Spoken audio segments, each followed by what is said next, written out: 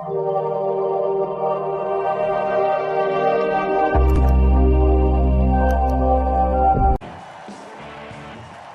devant ceux que ces outrances galvanisent, les fidèles parmi les fidèles, il ne fallait pas trop en faire, ne pas trop abuser du miracle du 13 juillet dernier, lorsqu'il échappait à une tentative d'assassinat. Mais comment ne pas s'en servir le jour de son investiture, le jour où le mouvement MAGA, Make America Great Again, finit de digérer un parti républicain désormais tout acquis à la cause de Donald Trump. Un homme changé par l'épreuve, trop douloureuse à raconter, précise-t-il, mais qu'il va tout de même détailler et interpréter pendant de longues minutes. Le sang coulait partout et pourtant, d'une certaine manière, je me sentais en sécurité parce que j'avais Dieu à mes côtés. C'est ce que j'ai ressenti. Une narration sur prompteur, écrite avec foi et dévotion par son équipe de campagne et reprise à la tribune par ses soutiens. Je pense que c'était une intervention divine. L'effet que cela a eu sur Donald Trump, c'est qu'il n'était plus seulement le candidat d'un parti politique, ou un ancien président, ou un futur président, c'était le leader d'une nation.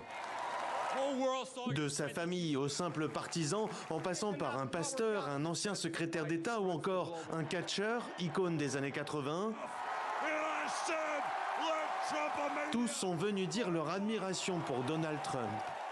Pas sûr néanmoins qu'ils aient tout écouté du plus long discours de l'histoire des conventions nationales, 1h40, où après avoir dépeint l'intervention divine du 13 juillet, l'ancien président américain a retrouvé ses accents populistes et sa cible favorite, les étrangers.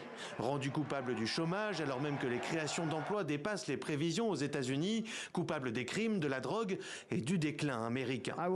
Je mettrai fin à la crise de l'immigration illégale en fermant notre frontière et en achevant le mur dont j'ai déjà construit la majeure partie.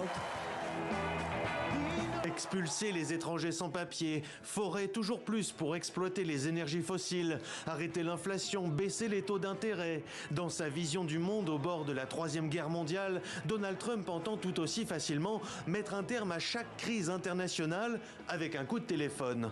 À l'entendre, pas de guerre en Ukraine ou à Gaza s'il était à la Maison-Blanche. À Milwaukee, la convention républicaine aura consacré le culte d'un Donald Trump à l'aura décuplé aux yeux de ses partisans, gonflés à bloc par son image de combattant.